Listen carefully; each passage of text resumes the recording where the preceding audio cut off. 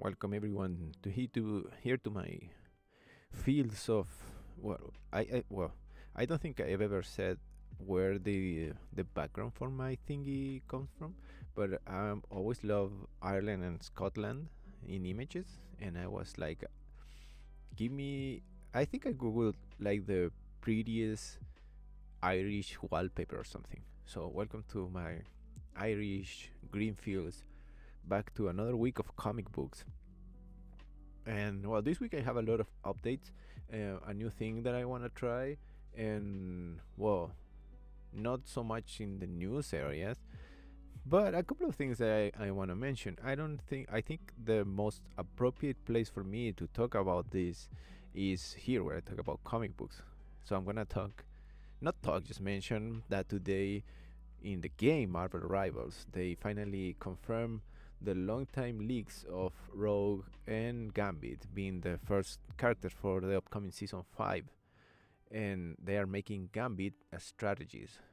For those of you who don't know about these hero shooter games, which I didn't before Rivals, these are the people that heal you. Not kill you, but heal you, which is super funny and curious for Gambit. But why am I mentioning this here? I think it sort of falls into the current character that Gambit has. So I might do like an X-Men tier list at some point, because Gambit and Rogue are probably one of my favorite X-Men, because despite everything that happens, many of them fall into such categories, personality and story wise, and Gambit and Rogue are kind of like an exception of a rule. Sometimes I feel like they have been through so much and they have done so much. But anyways, it sort of makes sense that he's a quote-unquote healer now. I don't know, it just feels right, and it certainly brought like a smile to my face. Looks so, I don't know how you call it, cool. Well, he looks cool regardless. But anyways, the other piece of comic book news, and this is a straight up comic book news, is that now we finally have the answer to what Brian Michael Bendis is gonna do for Marvel. So, as many expected or as many suspected, he is indeed coming to Marvel to write the Avengers. Number 800 is gonna see his return. He's gonna, I think they say he's gonna do like a story about the one of the original formations. You know the one: Ant-Man, Wasp, Hulk, Iron Man, Captain America, like the classics. And well, at the end it's just true. Like, they keep talking about him being a trailblazer or anything, but at this point I think these people are mostly just set in stone as cornerstones. Too much stone, but they are already there all the time. And I've been reading Powers 25, and that's sort of like this, not a spin-off, but the new Powers type of book. I never read the original Powers, so whatever. But yeah, he's coming back.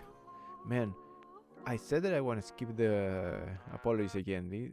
That part of the lo-fi, I don't know, I should just erase it. But anyways, Bendis is coming back.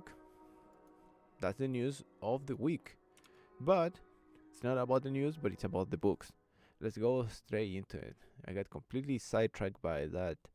That part of that lo-fi is so strange, because suddenly you got this lady singing. She sings so loud, but whatever. So I mentioned before what Spider-Man doing this week. This book called Spider-Man Torn. At the beginning, I just saw it as just another Spider-Man thing, but they tried to hype it up a little bit. They tried to hype it up as like another story from Spider-Man's past, and Mary Jane and Gwen Stacy are gonna be part of it, and they said that they're gonna have a villain that could change or like affect the coming and goings of the future of the Marvel universe. Typical publicity stuff. What I want to say about Amazing Spider-Man Torn is that it's not that I'm tired of these past stories for Spider-Man, but I think they seem to never do anything, right? We have established that Spider-Man is a character that works in cycles, right? Like he's up, then he's down, like he's good, then he's bad. So even if you throw like stories from his past, I don't think they ever conflict with this sequentiality of his existence, in a manner of speaking. So when they released that one, that was Spider-Man something, like when he went to Los Angeles and it had like a horror sort of topic, it was strange. I honestly never get this, like like not optional, no, it's just new stories from the past of the character. It's still Spider-Man, but for some reason I never agree with them. I never agree with them, no matter how much they wanna add or how much they wanna say. I never agree with them. So why am I talking about it right now? I think that I wanna talk about it because I find it that they live in this sort of strange location where you wanna read them, but at the same time you don't. It's something so strange that I think that happens in Marvel specifically. It happens almost exclusively with Spider-Man. They keep not necessarily changing, but manipulating his past to a point that you don't you can't ever be aware of anything, but you are like driven into them. Is this another power of like Spider-Man powers? I don't know. I end up checking all of these past stories regardless, even though I've forgotten which one I found to be even like, I mean, entertaining they might be, but interesting at all. So if anyone has anything to help me like get some clarity about these Spider-Man the past storybooks, I don't know. Please, somebody enlighten me. I guess this is more like more than a recommendation. Is like a call to therapy for me, maybe. Like trying to clear up my own issues with it. Fuck, it's just Spider-Man. Spider-Man Thorn. Next. I've been trying to talk about Maria Lovett for a while now. It's sort of a strange thing. I mean, this is I think she's from Spain, like Spanish cartoonist. She's done a lot of comics as an artist, and they always sort of reach this erotic space, both visually and narratively. But she has already done two books where she's also the writer. This is the second one, Artificial. The other one was Crave. And in Crave, they had this app that would grant you any sort of sexual desire that you could have. And for example, if somebody would go like, oh, I want this person to desire me sexually, the app would ask you for things to do, and it would happen. There was a subtlety on Crave that it was really interesting, because it was about, as the title implies, it was about craving. It was highly sexual, and then I think Loet's stories, they are supercharged with that sexuality, but even though they are like even explicitly sexual, they have something in them that I'm nobody to call them feminist or anything, but they represent some sort of sexuality in such an honest way, non-manipulative, so explicit and raw, that it's really endearing. In some ways, it's always good to talk about sex without it being necessarily dirty, even though her books are dirty. Artificial is about this lady that sort of rents this new type of AI cyborg types. Basically, you rent a partner. Of course, there's a lot of sex in between it, and there's a lot of, as I said, like passion and unbridled enthusiasm, as as they would say in Seinfeld.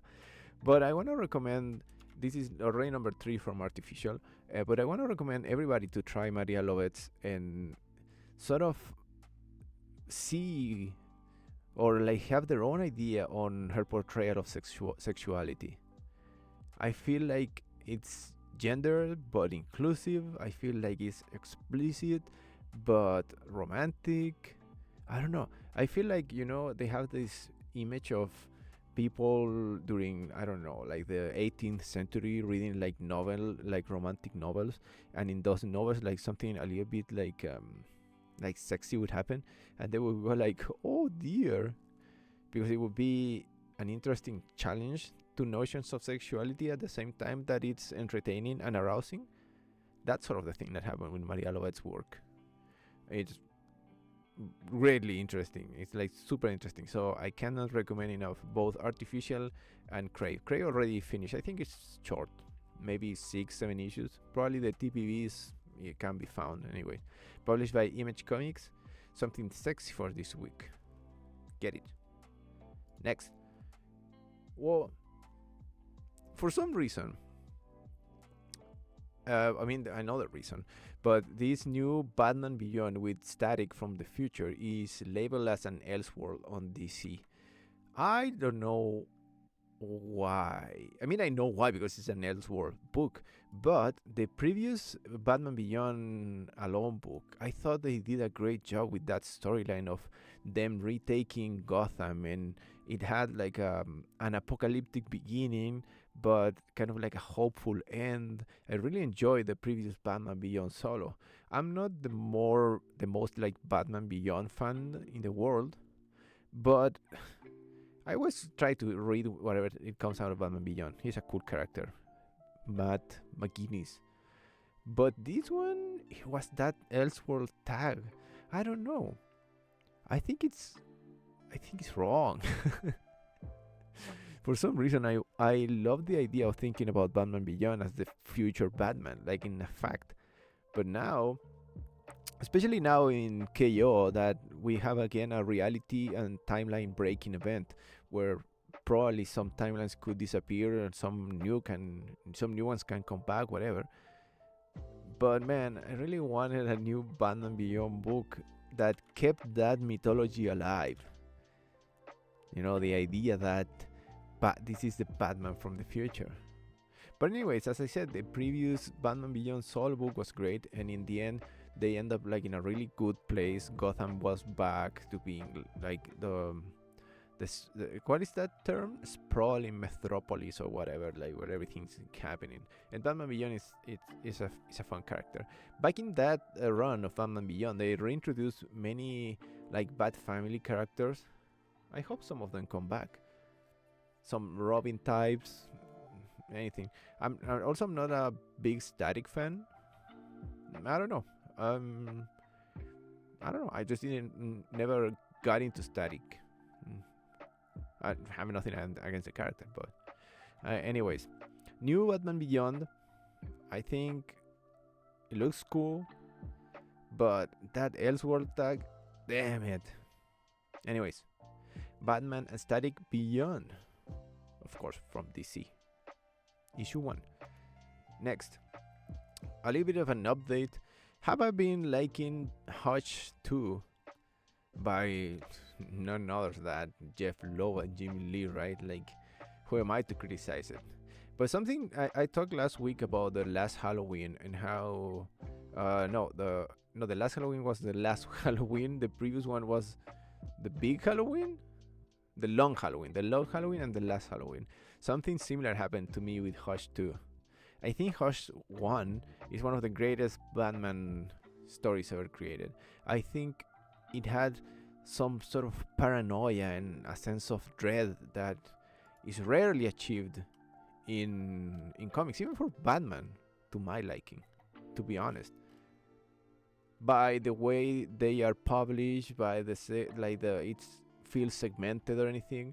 Well, I read Hush 1 later as a TPV type, so as just one story, it gets more of this sort of paranoid feeling. But Hush 2, the same thing that happened with the last Halloween, felt a little bit of more of the same, I gotta say. And considering how awesome is Absolute Batman, and how interesting is the current run on regular Batman, I don't know. I think Hush 2 has been a little bit underwhelming. Again, who am I to criticize Lowe and Lee? but it has been underwhelming. If anyone has read Absolute Batman Annual 1, jeez, right? Maybe like their style is has gotten small, or like dwarfs, dwarfed. Yeah, like it's made smaller against whatever is happening with the character elsewhere. So Hush 2 has been entertaining, but definitely a backburner type of book. Next.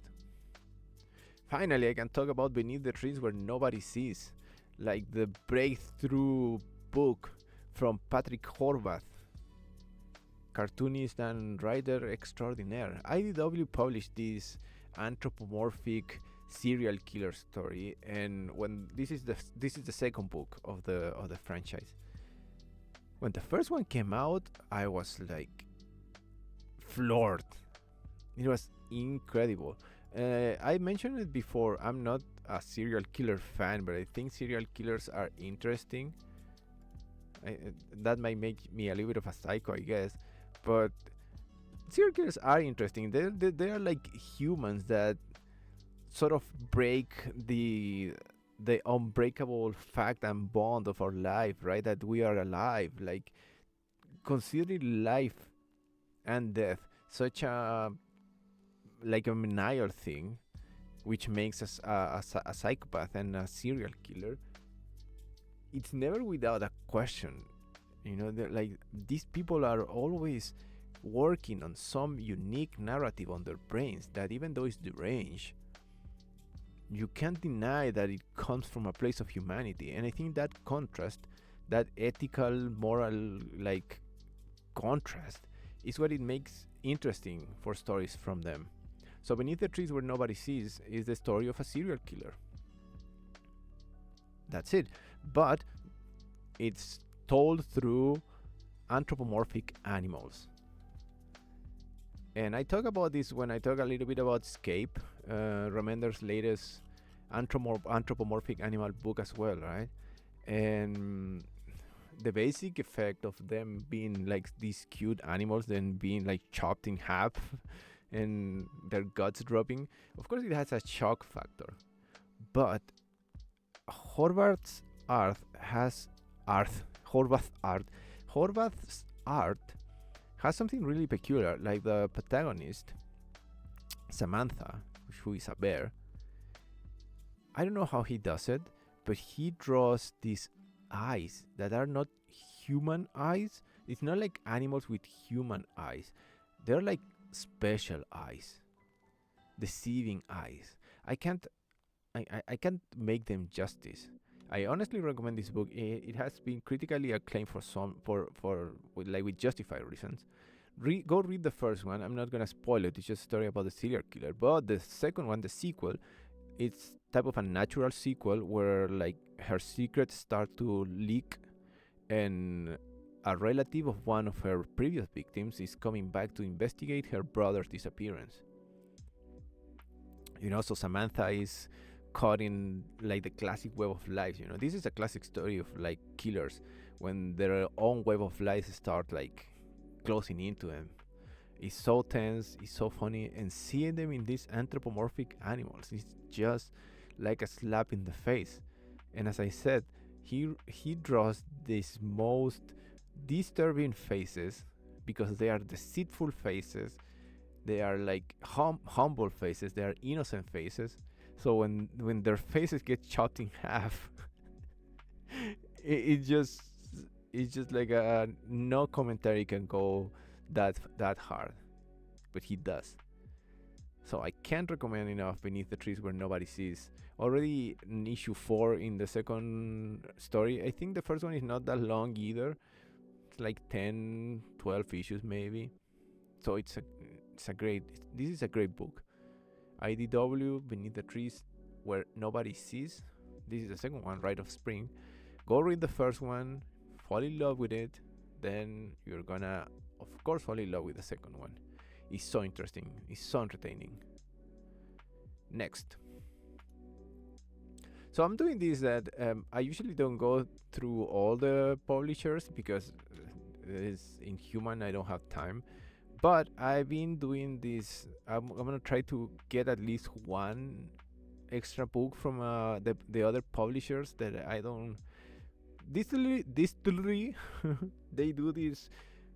They call it like premium format or something. And this is something that if you don't collect the books, it's kind of lost on you. Like if you don't have the physical ones. But this is what by James Tynion, who I talk about a ton, and Elsa Charretier, who had like this book with Tom King called Love Everlasting. I love her cartoonish style, and the honest truth of why this book interested me now is because I want to see why Tynion would choose to publish this one with another publisher, considering he has enough pull to publish stuff anywhere. You know, I think Destillery plays a lot with the premium format, or like the format of their books, and I think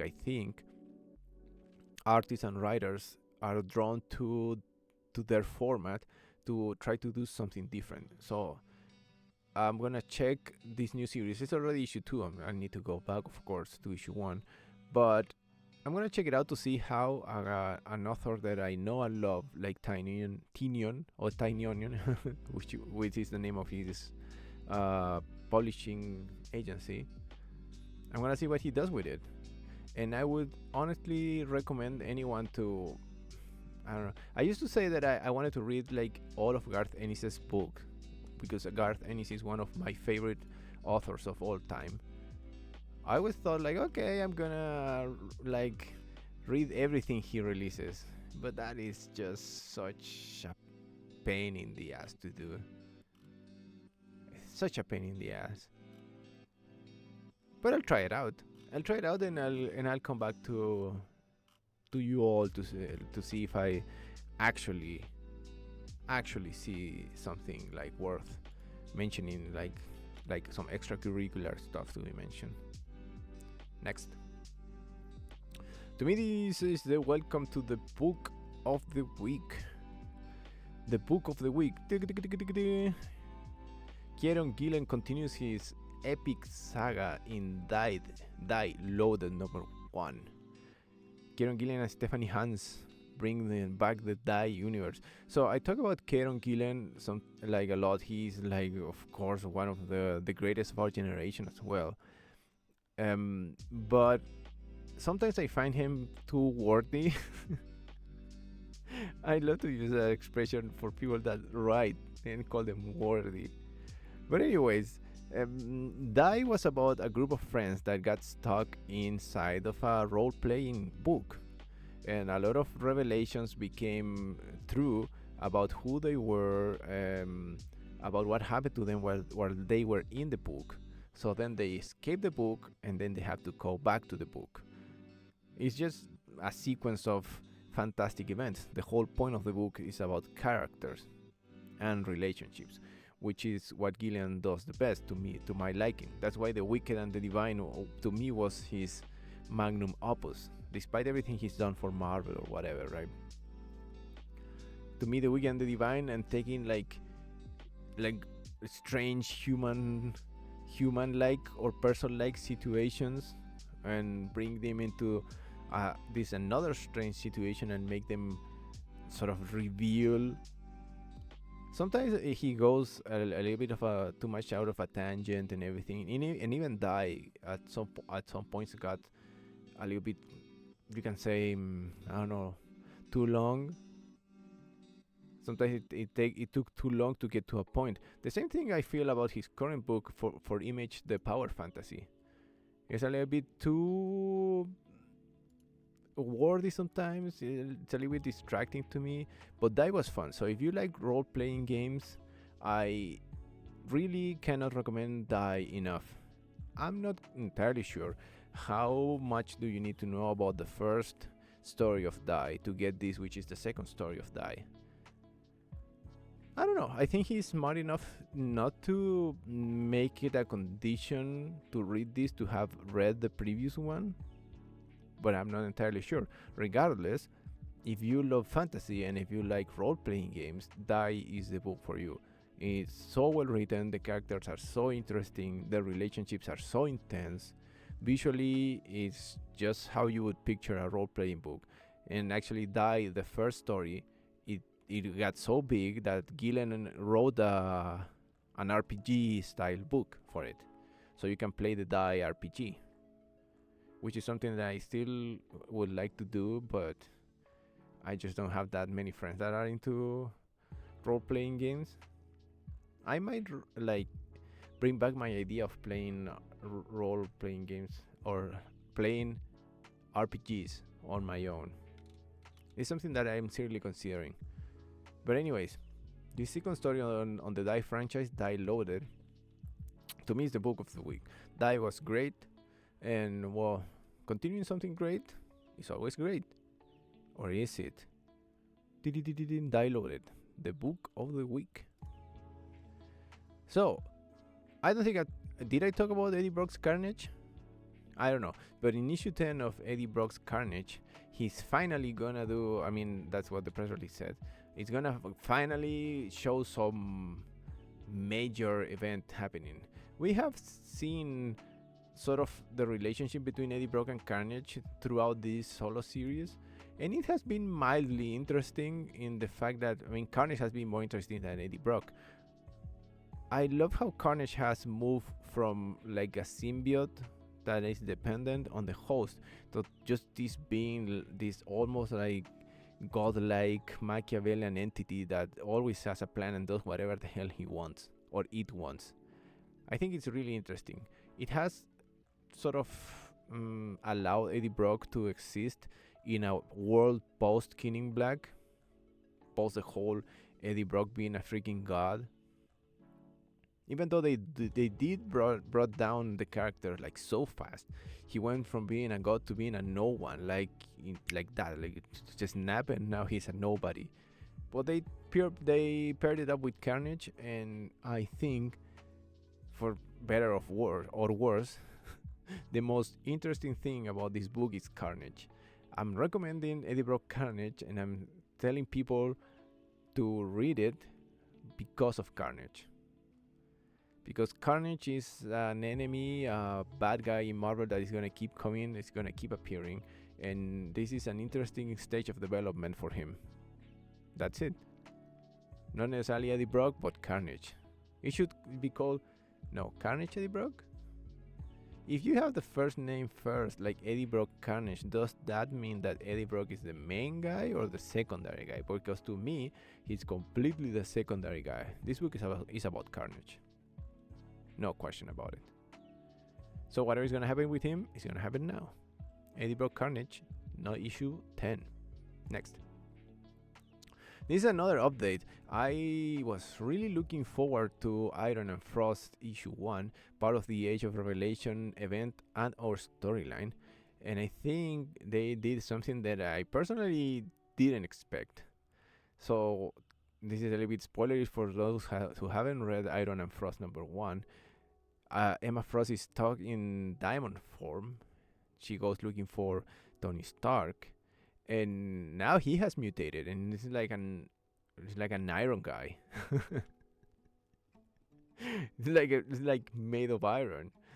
I don't know why I found that to be so interesting. I don't know. It's like they deal with the Hellfire Club, they deal with their relationship, they deal with Spider-Man, Iron Man, like habitating this new body, everything about the book seems so standard, but somehow it feels so freaking fresh. It's just strange. And seeing this weird Iron Man, not like, no joke, no pun intended, made of iron, it's just so interesting. And I think I mentioned like before that the whole Age of Revelation, of course, it's gonna reciprocate later. And I don't remember if for the new Iron Man series they mentioned Emma Frost, but with this book they have solidified Tony and Emma's like a thing. For a long time, the Tony Stark and Madame Mask were a thing. she is coming back for the Iron Man book. So I like when Tony Stark's relationships become a thing argumentally for the character, so they come back and they have little stories and things happen for both of them. I don't know. I think they have done a great work with, as I said, like probably settling this relationship in the future as something that it will endure. And ultimately, it's been interesting. I wonder now, like Age of Revelation is not even halfway done, and I'm already thinking, like, man, what is this going to mean for the future? And this is one of the big questions for me because I love Iron Man. So this is a good update, and Iron Man Frost is hella fun. Part of the Age of Revelation, who is an event that is not been entirely fun. It's a little bit too big for me, a little bit too spread out, as Bilbo would say, right? Like butter spread on too much bread. Next.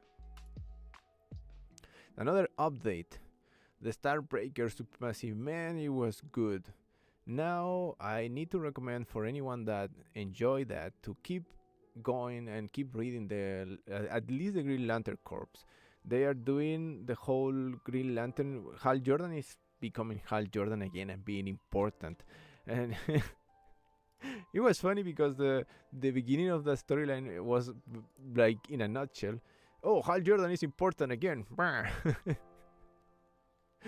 It's like, that's it. Something happened that is saying that Hal Jordan is important again. Fuck it, like whatever. But as the cover shows in Green Lantern Corps, all of them are doing new stuff. All of them. Not only John Stewart in between, like all of them. The Starbreaker Supremacy made me fall in love with the Green Lanterns again. All of them. I love it. I'm not a particular fan of the art type, but this cover with all of the Green Lanterns, there are always people like one of the classic questioning people do for the Green Lanterns is like, why are there so many human Green Lanterns? Why is the Earth so important? They have dealt with that a lot, but now I love how all of them are being acknowledged. I love how they brought them all together and how natural it feels for all of them to be there. And for all of them to have a corner of the story.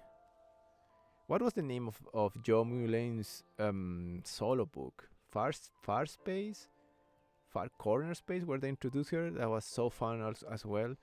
Man, I can't recommend enough the Green Lantern Corps and the state they are now. I've really enjoyed it. And bring them all together. And in one of the latest story of this universe, they reminded me of Jessica Cruz also, like storyline. I love how she came to be during that Forever. Was in Forever Evil, right? Where they had Ultraman and all of those bad guys, and how her tragic story came to be. And now she's the leader of the Green Lantern Corps. Man, it's been quite a ride. And as I said, I've been progressively more interested in Green Lantern. It's not my favorite character at all, but the book has been so entertaining. That's a little bit like an enthusiastic update for the Green Lantern Corps. You can skip Hal Jordan. Fuck Hal Jordan. Next. This is more like an update / or another commentary or like therapy session for myself. There's a new Spider Girl. And she's a mutant that has the ability to copy other heroes' powers, and she stayed way too close to Spider Boy, one of Dan Slott's latest creation before he left. And she got like stuck with spider powers. I don't know. It's a strange fucking character. And why am I mentioning her? Because Spider-Girl made me think about how I already don't even notice when a new spider person comes to be. I don't. Like I don't. Like, here's Spider-Girl here. And you're like, cool. Like you don't bat an eye at it. Like you don't doubt it. You just embrace it. It's so strange, man. Like uh, and and that's the point. I don't hate it at all. It has that sort of like elements of inclusiveness or inclusivity, like, but like she's from like a cultural minority and has a lot of like elements of representation, whatever. You can sort of defend all of those aspects of the new character, but to me, I was just amazed on how easy it was just to accept another Spider person. The comic itself, it's fine enough. I like how she's a little bit rowdy and I don't know, she's even like borderline rude. And like straight up, she's like rude and like, but like she's also dramatic. I don't know, it's fun overall, but like the main thing to me was like that strange fucking realization on how easy it is for no just not, like there's a new Spider person, take it. Oh yeah. So I'm now starting to suspect that the whole Spider-Man fame and the whole Spider-Man overall kind of like existence is so permeated in our comic book brains that if it's read Spider at the beginning, we're just gonna accept it. You gotta be honest. You gotta be honest. You can't pretend you're a hater. You can't pretend that you're a hater, even though there are like way too many Spider people. As yes, as the next two things that I'm gonna talk about. In Spider-Man 94, and a little bit of an update, they introduced Kane, here is not the Scarlet Spider, and Morlun. They just say that they're gonna do like new characters into this animated Spider-Man universe, and it's all good and good, it's okay, right? But I gotta say that I'm a little bit disappointed. Because these characters are not so different to the regular Spider-Man. I thought Spider-Man 94 was gonna give us a different take on these characters. Granted, the original animated series wasn't like that. It was just like adapting some comic storylines. But when they announced Spider-Man 94, I thought it was gonna be a little bit different. And when they say Kane is a little bit different, but Kane, who fucking cares about Kane? Out of all the Peter Parker's clones, like who cares about Kane? Well, for that matter, who cares about Ben Riley as well, right? He's now Chasm, and that's his name, right? Chasm right now. Like who cares about these guys? So I don't know. I feel a little bit disappointed of the direction of Spider-Man 94. It's not as interesting as I thought it was going to be. The main element of it remains Mary Jane, but we already saw a better Mary Jane story in Ultimate Spider-Man and in Venom as well. So Spider-Man 94 has been lukewarm at best. It remains interesting, right? It remains interesting enough, but a little bit disappointing. It hasn't been as new, and you don't need to do that much to feel new as this new Spider book did, Spider-Man Noir. So in Spider-Man Noir, another update. Of course, we know the noir style. We know the whole Peter Parker being a detective, like a private detective. But now we have the introduction of Gwen Stacy's for Spider-Man Noir universe. And I don't know, for some reason, I thought it was brilliant to do this classic. What is that? That it has a name, like a narrative name, like a dame in distress type sort of thing, right? Like a lady in distress comes to the office of the private eye. I need your help. They did that like a shit ton of times in Star Trek: The Next Generation, right? And I don't know, it just works. It just works. It seems like there are like little more like how can you say it? to me instantly positively triggering thriller tropes than the mysterious lady that comes to the detective's office to ask them to solve a case. Like, it just works. And the fact that they made her be Gwen Stacy and hiring Peter Parker or Spider-Man to deal with the case of her father, like, to me it was brilliant. Issue 1 was just the classic, oh, let me remind you of who Spider-Man Noir is. Like, he's a more like grim, he's a little bit more violent, but he's still Peter Parker, so he still has a hat of gold and like a lot of drama in him. Oh, but like, where is the case? Here's the case. Here's the main storyline for Spider-Man Noir, this new volume. It has fucking Gwen Stacy. She keeps popping in anywhere. So more than an update, it's just this small refresher of like, this shit is gonna be interesting. It might be a little bit trope heavy in the whole detective area, but it's Spider-Man, so it's gonna have something fantastic about it for sure. But man, what a brilliant move was to make Gwen Stacy the dame in distress in this classic thriller detective narrative. Like, it's perfect for Spider-Man Noir. Perfect. Nothing else to see. And that's another week of comic books.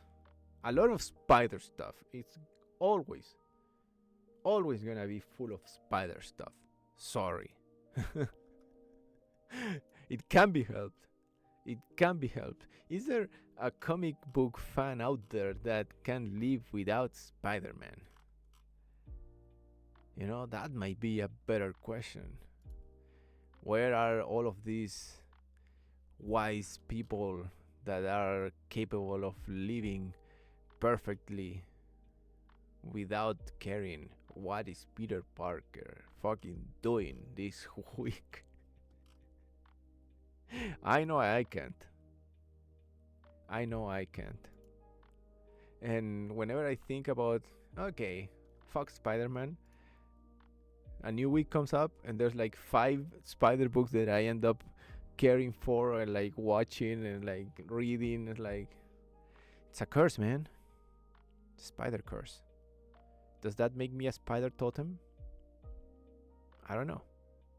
I don't really care for spiders. I ate one once in Thailand. Does that make me a spider person? Or spider totem? I don't know. But if I'm part of the new Spider-Verse, don't be surprised. But that's it from me. Another week of comic books. I hope everybody gets to read whatever they want, get the copies they want, and just be fucking merry, because in general the world sucks. Does that make me a spider person? Probably. See you all next week. Thank you for listening, and bye bye.